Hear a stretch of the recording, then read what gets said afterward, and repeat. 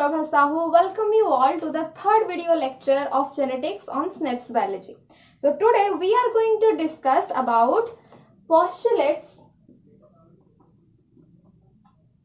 of Mendel. Okay. So Mendel experimented on what?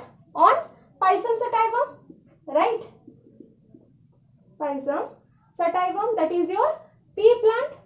And why he selected this Pisum sativum? What characters he selected? All these are there on my previous video lectures. So you can go to the I button and watch those videos. Okay, clear? So Mendel proposed 4 postulates. How many postulates? 4 postulates. Okay, those are postulate 1, 2, 3 and 4. Okay, clear? So the first postulate is called the principle of paired factors. Okay. The second postulate is called principle of dominance. Clear?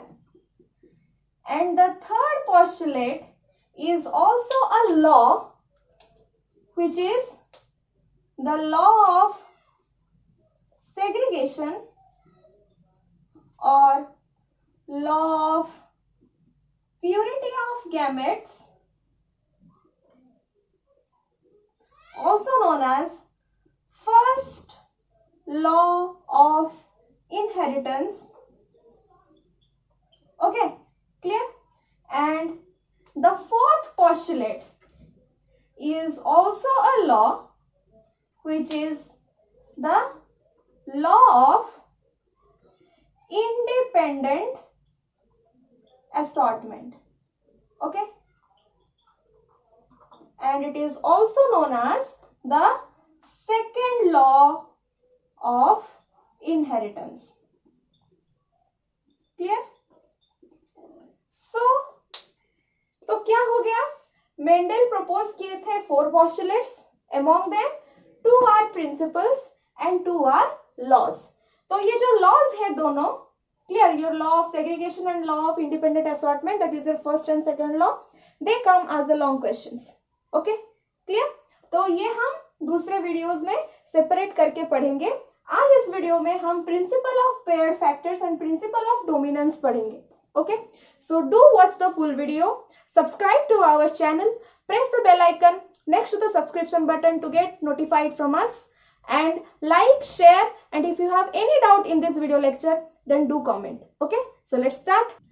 तो पहले हम पढ़ेंगे principle of paired factors. Okay, so according to principle of paired factors, each character of an organism is controlled by a discrete physical unit. Okay, Mendel ने क्या बोला कि जो individual में कैरेक्टर है, various character, for example height, okay, that is controlled bye a discrete physical unit. Discrete मतलब छोटा, right? And that discrete physical unit, according to Mendel, was termed as factors. Okay, clear? And the factors which control the character are present on the same locus. Locus means what? Position, right? So they are present on the same locus on the homologous chromosome. Okay, clear? तो Mendel ने क्या बोला कि जो character है individual में, that is controlled by factors, and the factors for the character are present on the same locus on the homologous chromosome. Okay, clear? And these factors may represent the same और alternate expression for a character. Okay, Clear? The factors, okay, which are present on the same locus on the homologous chromosome may represent the same or alternate expression for a character. Clear? So, if these factors are representing the same expression for the character, then they are termed as homozygous. Okay? जो कि हम terms में पढ़ चुके हैं, right? अभी if the factors represent the alternate expression for a character, then they are known as heterozygous, right? Heterozygous. Clear? इतना समझ में आया? तो अभी देखते हैं फिर हम क्या बोले, उससे क्या कंक्लूड किए? The factors which represent the same or alternate expression of for a character are called as alleles or allelomorphs. Clear? This was the principle of paired factors. So फिर से बोल देती हूँ. According to the principle of paired factors, each character in an organism is controlled by a discrete physical unit called factors, and the factors for a character are present on the same locus on the homologous chromosomes, which may represent the same or alternate expression for a character. And the factors which represent the same or alternate expression for a character are called as alleles or allelomorphs. Okay, clear? अभी हम पढ़ेंगे हमारा postulate number 2. Okay, so postulate 2, that is your principle of dominance. Okay, clear? So according to principle of dominance, when two unlike alleles for a character come together in an individual, then only one of them is expressed and the other remains unexpressed. Okay, जब दो alleles, two different alleles, unlike alleles, but for the same character, okay, come together in an individual, एक organism में आते हैं, तो एक express होता है and the other one remains unexpressed. Okay, clear? तो जो allele express होता है, clear, उसे क्या बोलेंगे? हम dominant allele बोलेंगे. Clear? And the allele which remains unexpressed is termed as recessive allele. Okay? Clear? तो जो dominant allele होता है उसे हम कैपिटल लेटर में रिप्रेजेंट करते हैं. क्लियर? और जो रिसेसिव allele होता है उसे हम स्मॉल लेटर में रिप्रेजेंट करते हैं. क्लियर? समझ में आया? जब दो allele, two different allele, when they come together in an individual, one is expressed, which is termed as dominant allele and is represented by capital letter. Clear? And the allele or the character, allele, which remain unexpressed, which is not expressing in the individual, is known as the recessive allele and is represented by small letter. Okay? तो इसे हम explain करेंगे एक cross को लेके.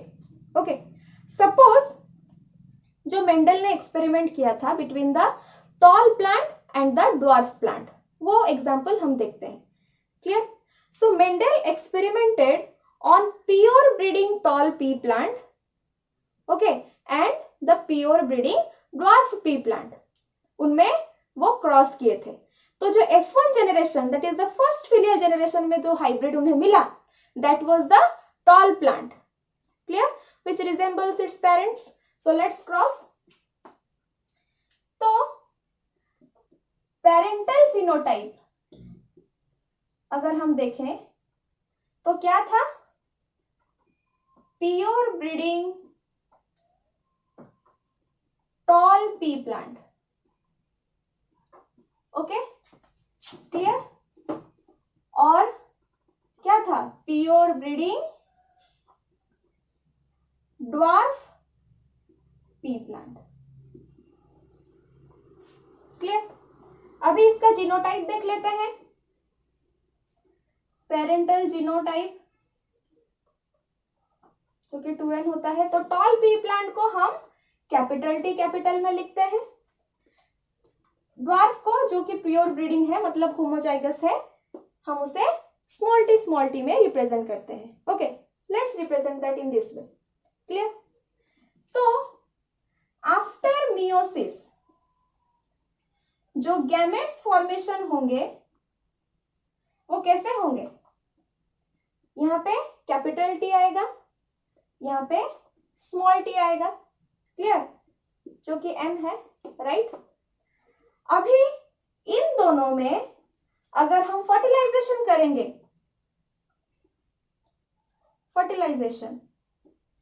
तो हमारा F1 generation आएगा, राइट? F1 मतलब फर्स्ट फिलियल जेनरेशन।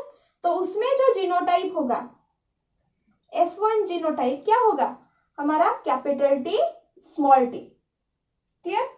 और जो F1 फिनोटाइप होगा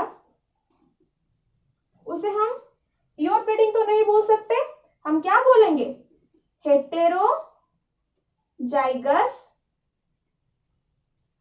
टॉल पी प्लांट। क्लियर? तो ये टॉल है। तो ये क्यों टॉल है? देखो यहाँ पे both alleles are different but they are for the same character, that is for the height of the plant, right? Clear? They represent the character of height. Clear? But both alleles are unlike. एक हमारा tall pea plant का है और एक हमारा dwarf pea plant का है, right? But जब वो fertilize होके F1 generation produce कर रहे हैं तो कैपिटल टी स्मॉल टी एक साथ आ रहे हैं। क्लियर? तो यहाँ पे हो गया two unlike alleles for a character when come together in an individual. हो गया। अभी मैं क्या बोली थी? One is expressed and the other remains unexpressed. तो यहाँ पे एक्सप्रेस कौन हो रहा है, कैपिटल टी या स्मॉल टी? Capital T. क्यों? क्योंकि प्लांट हमारा टॉल हो रहा है, राइट? एंड वो क्या है? हमारा डोमिनेंट है, right? So the allele which is the expression which is expressed in the plant is called as dominant allele, right? तो यहाँ पे कैपिटल टी हमारा क्या हो जाएगा? डोमिनेंट, जैसे कि हम कैपिटल लेटर में रिप्रेजेंट भी कर रहे हैं। ओके? एंड कौन सा allele हमारा एक्सप्रेस नहीं हो रहा है? वो है small T, that is small T is your recessive allele। Clear? अभी समझ में आया क्या है डोमिनेंट, क्या है recessive? And this tall pea plant resembles the parental phenotype, right? उसका जीनोटाइप डिफरेंट है। पेरेंट हमारा होमोजाइगस था, प्योर ब्रीडिंग था, ये हमारा हेटेरोजाइगस है, but the phenotype is same as the parent. Clear? तो बेसिक कॉन्सेप्ट ये है कि जो एक्सप्रेस हो रहा है इंडिविजुअल में जो एलील, उसे बोलेंगे हम डोमिनेंट एलील और उसे कैपिटल लेटर में रिप्रेजेंट करेंगे, और जो एक्सप्रेस नहीं हो रहा है उसे बोलेंगे हम रिसेसिव एलील और उसे स्मॉल लेटर में रिप्रेजेंट करेंगे। क्लियर? ओके? सो ऐसे करके मेंडल ने क्या किया था? ही crossed all the individuals having the 7 pairs of contrasting characters. Okay? और वो हर तरह में, हर क्रॉस में वो सेम ही कंक्लूजन पाए। क्लियर? और उसी हिसाब से वो अपना प्रिंसिपल दिए, that is your principle of dominance. Clear? So this is all about your principle of pair factors and principle of dominance. If you have any doubt, then you can ask me questions through the comment section. Do like, share and subscribe to our channel. Press the bell icon next to the subscription button to get all the notifications from us. Thank you.